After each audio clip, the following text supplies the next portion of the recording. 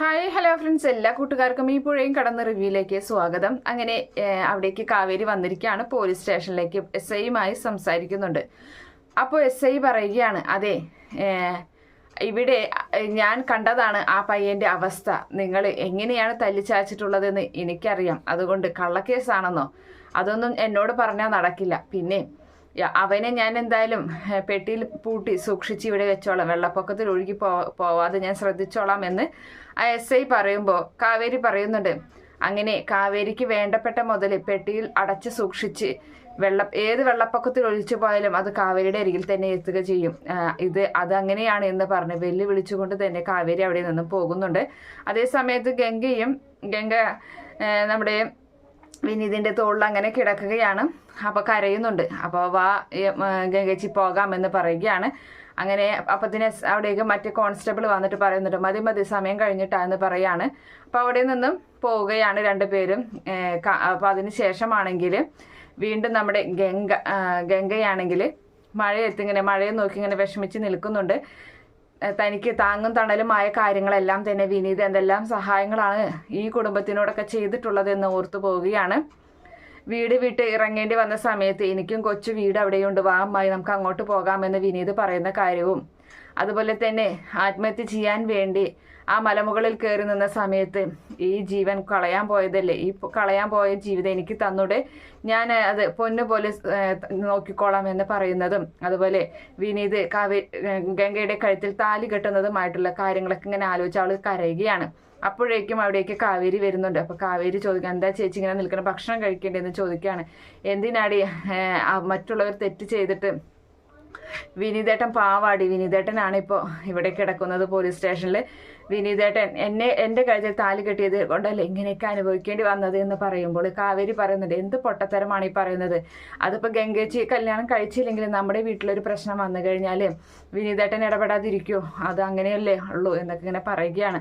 അപ്പോൾ ആ സമയത്ത് എന്നാൽ പിന്നെ ഒരു കാര്യം ചെയ്യാം, യമുനയെ അവൻ ഉപദ്രവിച്ച കാര്യങ്ങളെല്ലാം തന്നെ പോലീസ് സ്റ്റേഷനിൽ ചെന്ന് പറയാം, അങ്ങനെയാണെങ്കിൽ വിട്ടോളും എന്ന് പറയുകയാണ്. അത് വേണ്ട, എന്നോട് പോലീസ് സ്റ്റേഷനിൽ വെച്ച് വിനീതേട്ടൻ പറഞ്ഞ ആ ഒരു കാര്യം മാത്രമാണ്, യമുനയെക്കുറിച്ചുള്ള കാര്യങ്ങളൊന്നും പുറത്ത് വിടരുത് എന്നാണ് പറഞ്ഞത് എന്ന് പറയുന്നുണ്ട്. അങ്ങനെ അതിനുശേഷം നീ ചെന്നില് ഞാനിവിടെ കുറച്ചു നേരം നിൽക്കട്ടെ, നീ യമുനയെ പോയി നോക്കാം, അവളൊരു കിടപ്പാണെന്ന് പറയുന്നുണ്ട്. അപ്പോൾ യമുനയാണെങ്കിൽ റൂമിൽ അങ്ങനെ വിഷമിച്ചിരിക്കുകയാണ്. അപ്പോൾ ആ സമയത്ത് കാവേരി അവിടേക്ക് വരുന്നുണ്ട്. എന്താ മോളെ ഇങ്ങനെ ഇരിക്കുന്നത്, നിനക്ക് ഭക്ഷണമൊന്നും കഴിക്കേണ്ടതെന്ന് ചോദിക്കുകയാണ്. വേണ്ട ചേച്ചി, എനിക്ക് ഇങ്ങനെ ഇരുന്നാൽ മതി, എന്തായാലും എന്തെല്ലാം വേദനകളാണ് ഞാൻ കാരണം ഈ കുടുംബത്തിനുണ്ടായത്, ഞാൻ എന്തെല്ലാം വേദനകൾ സഹിക്കുന്നു, അതുപോലെ തന്നെ വിനീതേട്ടനും അവൻ സുഖിച്ചങ്ങനെ നിൽക്കുകയില്ല, അവന് സന്തോഷിക്കുന്നതാണുണ്ടാവും. ഇപ്പോൾ ഞാൻ അവനെ സ്നേഹിച്ചതും വിശ്വസിച്ചതും ഒക്കെ അവൻ എന്നെ മുതലെടുത്തില്ലേ എന്നൊക്കെ ഇങ്ങനെ ചോദിക്കുകയാണ്. വാ മോളെ എന്ന് പറഞ്ഞ് തോളിൽ അങ്ങനെ കാവേരി തൊടുന്ന സമയത്ത് എന്ന് പറഞ്ഞ് കരയുകയാണ് യമുന. അപ്പം എന്താ മോളെ, എന്താ നോക്കട്ടെ എന്ന് പറഞ്ഞ് ചേച്ചിക്ക് കാണണോ എന്നും പറഞ്ഞ് പുറം കാണിച്ചു കൊടുക്കുമ്പോൾ അവിടെ നല്ല ചുവപ്പ് കളറിൽ അടയാളം കിടക്കുകയാണ്. അവൻ തന്ന സമ്മാനമാണ് എന്ന് പറയുന്നുണ്ട്. എന്നിട്ട് അവൻ അങ്ങനെ സൂക്ഷിച്ച് ജീവിക്കായിരിക്കും എന്നും പറഞ്ഞ് അങ്ങനെ നിൽക്കുകയാണ്. അപ്പം അതിന് ശേഷമാണെങ്കിൽ ഈ പറയുന്ന വിശാലിനെ തന്നെയാണ് കാണിക്കുന്നത്. വിശാൽ മുറിയിൽ അങ്ങനെ കിടക്കുകയാണ്. അപ്പോൾ ഫോൺ വരുന്നുണ്ട് കൂട്ടുകാരൻ്റെ. അപ്പോൾ രാത്രിക്കലത്തെ പരിപാടിക്ക് വിളിക്കുകയാണ്. 2-3 പെണ്ണുങ്ങൾ കൂടെയുണ്ട്, പെൺകുട്ടികൾ വരുമോ എന്നൊക്കെ അവരിങ്ങനെ ചോദിക്കുന്നുണ്ട്. നോക്കട്ടെ, എനിക്ക് 2 CCTV സർവൈവിലാണ്, ഞാനിപ്പോൾ നിരീക്ഷണത്തിലാണ്.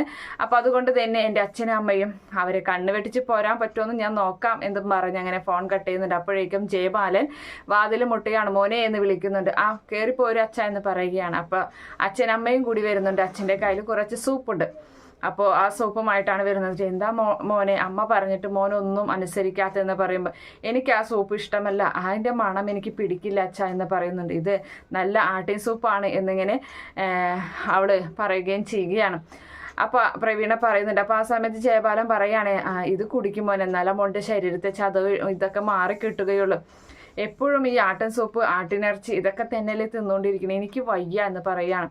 അപ്പോൾ ആ സമയത്ത് ജയബാലൻ അരികിൽ വന്നിരുന്നിട്ട് പറയുന്നുണ്ട്, മോനെ നീ എന്നെ നാണം കെടുത്തരുത്, എൻ്റെ അമ്മയുമായിട്ട് ബെറ്റ് വെച്ചിട്ടാണ് ഞാനിവിടെ വന്നിരിക്കുന്നത്, നിനക്ക് എന്താവശ്യമുണ്ടെങ്കിൽ നീ എന്നോട് പറ, ഞാനത് സാധിച്ചു തരാമെന്ന് പറയുമ്പോൾ എന്നാൽ ശരി അച്ഛൻ തോൽക്കാതിരിക്കാൻ വേണ്ടി ഞാൻ കുടിക്കാമെന്ന് പറഞ്ഞിട്ട് അങ്ങനെ ആ സൂപ്പ് വാങ്ങി കൊടുത്ത് അപ്പോഴേക്കും ജയപാലിൻ്റെ ഫോണിലേക്ക് കോള് വരികയാണ്.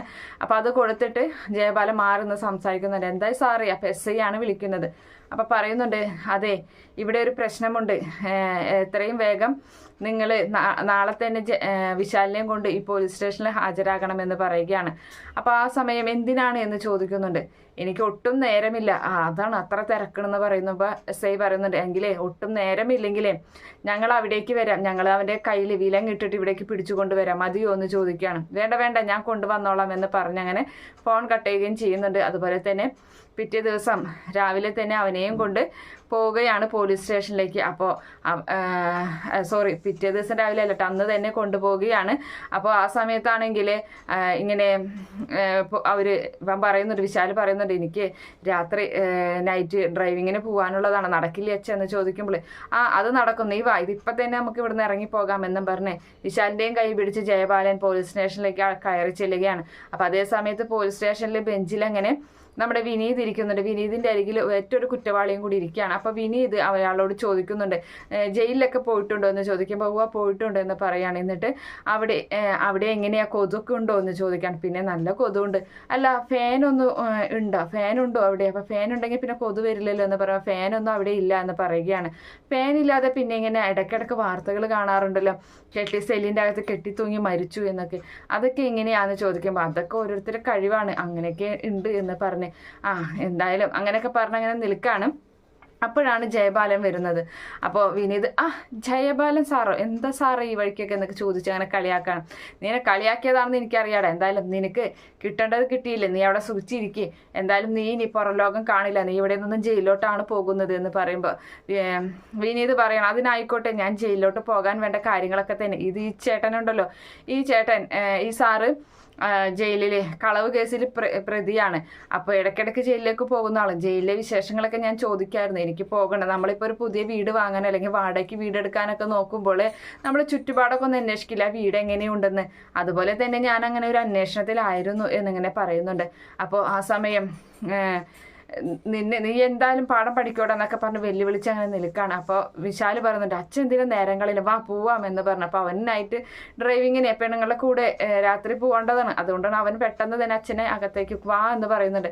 അപ്പോൾ അവനിങ്ങനെ വിശാല് വിനീതിനെ പേടിപ്പിക്കാൻ നോക്കുമ്പോൾ വിനീത് കൈയുടെ ഷർട്ട് ഇങ്ങനെ മടക്കി ഇതാക്കിയിട്ട് ചുരുട്ടി പിടിക്കുന്നുണ്ട്. അപ്പോൾ പെട്ടെന്ന് അയ്യോ എന്ന് പറഞ്ഞ് അച്ഛാ എന്ന് പറഞ്ഞ് വേഗം പിന്നിലൂടെ പോവുകയാണ്.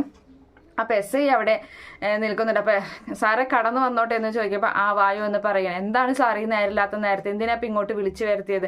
അതെ ഈ കേസ് എൻ്റെ കയ്യിൽ നിൽക്കില്ല എന്ന് പറയുന്നുണ്ട്. അപ്പം ആർക്ക് അടിയന്തരം ഒപ്പിക്കാനാണ് എന്നെ ഇങ്ങോട്ട് വിളിച്ചത് എന്ന് ചോദിക്കുമ്പോൾ അവിടെ കാവേരി ഇരിക്കുന്നുണ്ട്. കാവേരി തിരിഞ്ഞ് ഇരിക്കുകയാണ്. എന്നിട്ട് പറയുന്നുണ്ട് എൻ്റെ അടിയന്തരാവശ്യത്തിന് വേണ്ടിയിട്ടാണ് ഞാൻ നിങ്ങളെ ഇങ്ങോട്ട് വിളിച്ചത് എന്ന് പറയുമ്പോൾ ജയപാലനും കാവേരിയും അതുപോലെ ഗംഗയും അവിടെ ഇരിപ്പുണ്ട്. അവർ മുഖാമുഖം നോക്കി അങ്ങനെ നിൽക്കുന്ന ഭാഗത്തോട് കൂടിയാണ് ഇന്നത്തെ എപ്പിസോഡ് അവസാനിക്കുന്നത്.